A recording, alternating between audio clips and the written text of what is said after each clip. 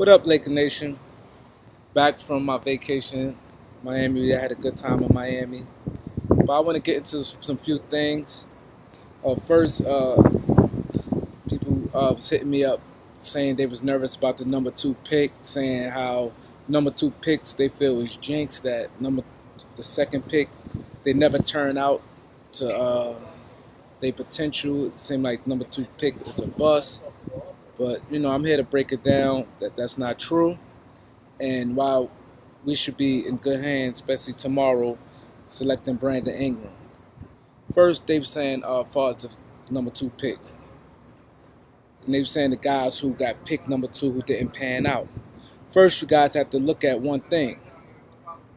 When you're picking, you have, that high in the draft, you have to look at everything in the player, not just what they did in college, how they transitioned to the NBA.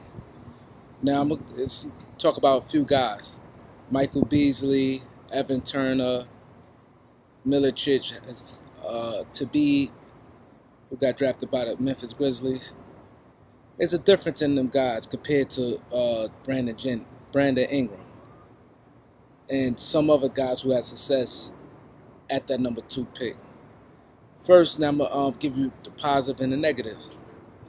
Now I'm gonna take a guy like I'm not just throw Darko out the way, Darko and Thabeet, because we pretty much know what happened with them. They wasn't talented, things like that. Let's just go with Beasley and Turner. First, Michael Beasley. Number one, a very important thing in the NBA is having a position. Michael Beasley, they was listing him at 6'10". He's nowhere near that. I've seen him several times. The next to him, Michael Beasley is legit 6'7". I've seen him next to guys who 6'7", and he's their height, things like that. He's not 6'10". If you've seen him in person, you can look at him on the court and see he's nowhere near 6'10".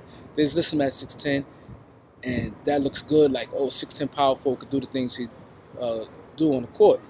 But first, he basically 6'7". He's down long. He's not athletic. He was a good scorer in college, a good scorer. But if you look how he get his points, it's mostly in like half-court settings. He played with this laziness. He had no aggressiveness to him. He basically had more like a smooth power forward game. He didn't have that fluid, high jumping, athletic, fly around the court, small forward type of game. He didn't have that type of game with that defender like Trevor Ariza, them like really super athletic guys who play the wing. He played more like a smooth power forward, left-handed, take the little short jumpers, get the jumpers, backing out occasionally. He played at a slow pace. He was not aggressive. He played like he's disinterested. So if a guy like that busts or didn't live up to it, you can see it. It were red flags. So don't say, because he was picked number two. He dominated in college. That's probably a reason why. He didn't he rebound well. He don't give that effort. You saw a lot of red flags with him as far as a potential bust or not living up to getting picked number two.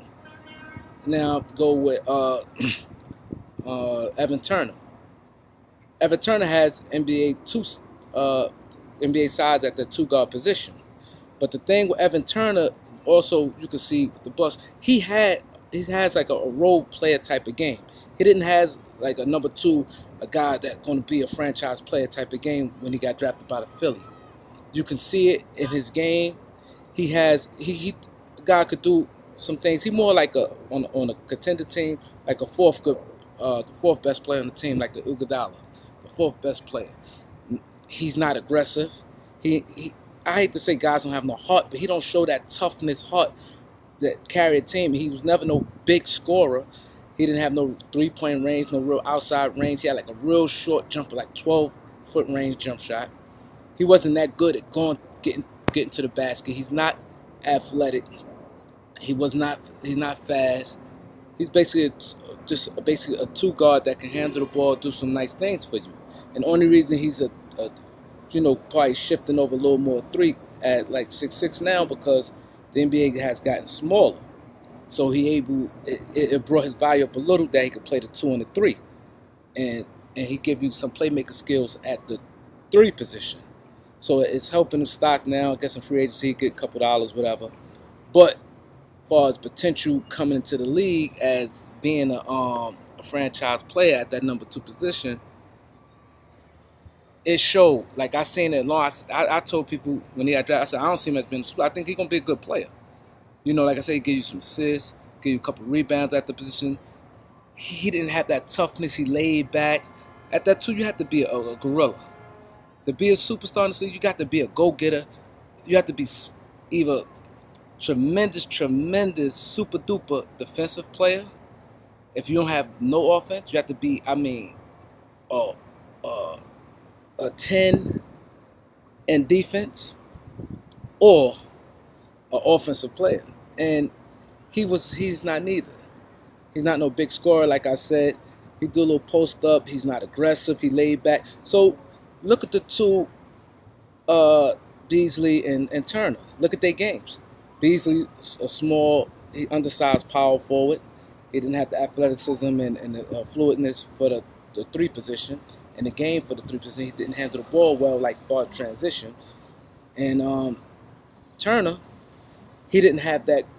He got the size for his position at the 2, and he a good passer, whatever. But he's not aggressive, not a big scorer, not the type of guy leadership going to bring it to you every night, things like that. Now we go to Brandon Ingram. He's aggressive offensively. He's going to be one of the tallest guys at that position. Him, Kevin Durant, and Giannis Delapupto. Giannis, the Greek freak. They the 3 tallest guys at that position. He'll be able to mismatch. He's tough. He could shoot. He could get to the basket. He could dribble. He could pass. The only thing is his strength. But everybody knows if you go to the gym, you're going to get stronger. So he's going to get stronger. That's just a fact. You're going to get stronger. You work out every week, you're going to get a little bit stronger than you was the week before. So he has a lot of things going his way. You can't compare him to no Beasley, to be Turner, or the other guys who bust that picking number 2. Look at his skill set. So I'm not worrying about no jinx at number 2 picking. So the Lakers should go pick him, and tomorrow hopefully they pick him and get a good player at the 32nd pick. And also I want to say a couple things as far as Miami. The Lakers gonna have, I believe I heard that they're gonna have the first meeting with Hassan Whiteside. And Miami, what they're doing is, and which reason why I said Lakers has a good shot, and it's good news for us Lakers fans. Miami is not totally 100% sold on Whiteside. They do not trust him, and he asking for a 5-year deal with them. His 5-year deal with them, I think, could be like $125 million or $117 million. I think $117 million, $118 million for his 5-year deal with Miami. Now, if you go to another, he asking for the max money. With another team, he only can get the 4-year deal. But Miami is trying hard right now to try to get the first day of free agency, trying to get an interview with Kevin Durant and see exactly if they get him or not. They want to move fast. They do not want to get caught out there in free agency because there's only a couple players they see that really can help them. They don't want to lose out. So they're trying to get a meeting with Durant early, the first day of free agency. If that don't work, they also try and get a meeting with Dwight Howard because they feel if they could get Dwight Howard, they'd be gladly let Hassan Whiteside go because Howard would give them more flexibility than Whiteside as far as cap space. If they could sign Whiteside, they could sign Howard, and he takes about 17 per year, and maybe he make it 3, maybe 4-year deal, maybe the 4th year may be optional team or player, whichever, but he'll give them a little more flexibility, and they trust him more as far as mentally and as far as, knowing the game, and they feel that they can give him a good presentation as far as, because Howard wants shots. He want to be involved in the offense, and Miami feel they can he can get that there in Miami compared to in Houston with James Harden was a ball hog, and Dwayne Wade's more of a passer than Harden. And Miami Heat, they feel their structure. They feel Howard would be a good addition. So they would rather they want to get a early answer from Howard.